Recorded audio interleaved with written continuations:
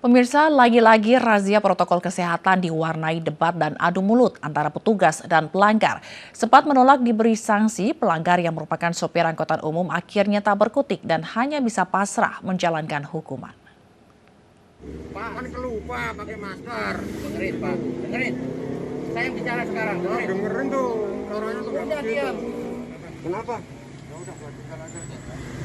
Kamu tuh nggak menghargai petugas ini, Pak. Iya. Bagusnya, Pak. Ya ini saya udah pakai namanya kelupaan. Diam dulu. Lain itu petugas itu. Iya, saya udah hargai, saya pakai. Kamu udah tadi. Protes Rohim Kudus, sopir angkutan umum di Tambora, Jakarta Barat tak berhasil menghindarkannya dari jerat sanksi.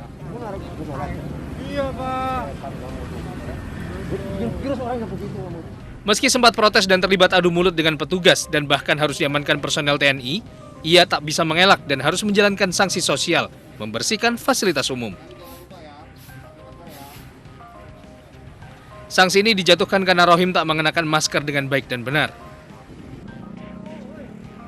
Masyarakat yang tidak menggunakan masker, khususnya para sopir angkot, ketika dijelaskan tadi sempat ada adu argumen, namun setelah kita jelaskan oleh 3 pilar Kecamatan Tambora, yang bersangkutan mengerti pentingnya mematuhi protokol kesehatan bukan semata-mata untuk kepentingan petugas, tapi semata-mata untuk kepentingan masyarakat umum. Hampir setahun pandemi melanda, disiplin warga ibu kota dalam mematuhi protokol kesehatan masih sangat rendah. Buktinya, dalam 1 jam razia, 15 pelanggar terjaring dan harus menerima sanksi sosial hingga sanksi denda. Dari Jakarta, Miftahul Gani, iNews melaporkan.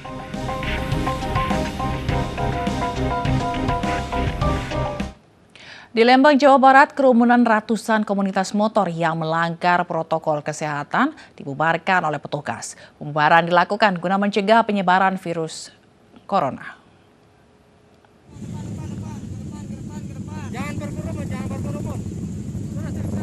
Ratusan pemotor yang akan berhenti di kawasan wisata kuliner Rest Area 72 Lembang, Jawa Barat dihalau Satuan Lalu Lintas Polres Cimahi dan Polsek Lembang, Bandung.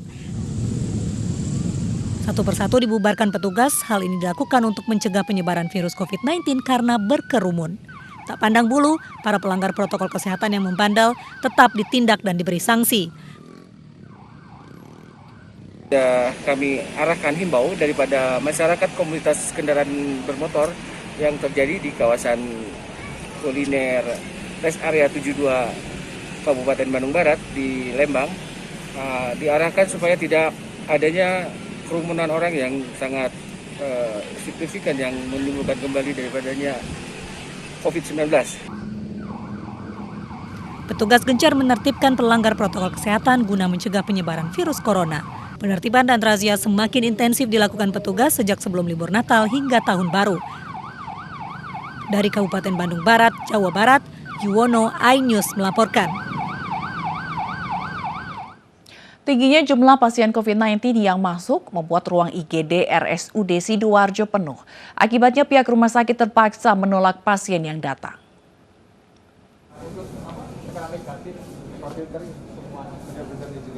Jumlah pasien COVID-19 yang dirawat di rumah sakit rujukan makin bertambah. RSUD Sidoarjo yang menjadi pusat rujukan pasien COVID-19 di Sidoarjo terpaksa tutup dan menolak pasien karena tidak ada lagi tempat tidur untuk pasien. Belasan tempat tidur yang berada di ruang instalasi gawat darurat sudah penuh terisi pasien COVID-19, baik dari Sidoarjo maupun luar kota Sidoarjo. Sementara untuk ruang khusus pasien COVID-19, lebih dari 200 tempat tidur terisi semua. Melalui sistem online, pihak RSUD Sidoarjo kini berkoordinasi dengan sejumlah rumah sakit rujukan COVID-19 di luar Sidoarjo untuk menerima pasien COVID-19 bergejala yang membutuhkan penanganan khusus. Sedangkan untuk pasien COVID-19 yang berkategori orang tanpa gejala akan dievakuasi ke Hotel Delta Mayang. Rumah sakit ini memang benar menolak pasien ya, terutama di IGD. Ini karena memang kondisi setelah kami cek itu penuh betul. Disiapkan di sini 225. Yang terisi sudah 223. Nah, kemarin sudah lebih dari itu. Pihak rumah sakit belum bisa memastikan sampai kapan IGD akan ditutup karena masih menunggu perkembangan kondisi pasien yang dirawat. Dari Sidoarjo, Jawa Timur, Pramono Putra, iNews melaporkan. Satgas COVID-19 Jawa Timur menelusuri orang-orang yang pernah melakukan kontak erat dengan Gubernur Jawa Timur, Khofifah Indar Parawansa. Kini, Khofifah yang positif COVID-19 masih menjalani isolasi mandiri. Satgas COVID-19 Jawa Timur melakukan tracing atau penelusuran terhadap keluarga, asisten pribadi, dan ajudan Gubernur Jawa Timur, Khofifah Indar Parawansa. Wakil Gubernur Jawa Timur Emil Dardak mengimbau orang-orang yang kontak erat segera melakukan swab test usai Khofifah dinyatakan positif COVID-19. Sebelum dinyatakan positif, Khofifah sempat menggelar doa bersama malam tahun baru serta berkeliling kota Surabaya. Kini Khofifah masih menjalani isolasi mandiri di rumahnya. Bu Gubernur kemarin sudah komunikasi dengan kami, kita bisa sambung lewat telepon dan kondisi beliau sehat tanpa gejala. Jadi sebagaimana beliau menyampaikan bahwa beliau masih bisa dengan intensif mengkoordinasikan kegiatan-kegiatan di Pemprov. Ibu Gubernur sendiri sudah menerapkan standar yang sangat tinggi untuk melakukan tracing, dan Pak Kohar, Dr. Kohar selaku koordinator tracing juga sudah melaksanakan pemetaan-pemetaan, tapi perlu diperhatikan satu hal, bahwa standar protokol kesehatan yang diterapkan Ibu Gubernur sangat tinggi.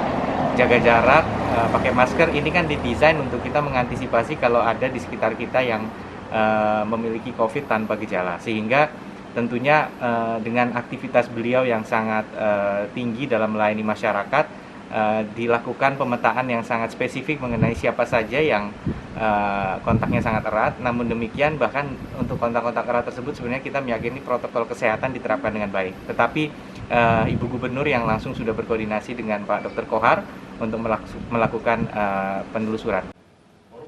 1,3 juta tenaga kesehatan dan 195.000 petugas pelayan publik sudah mulai menerima SMS vaksinasi COVID-19 tahap pertama. Vaksinasi akan dilakukan pada pertengahan Januari yang diberikan sebanyak 2 dosis selama 14 hari.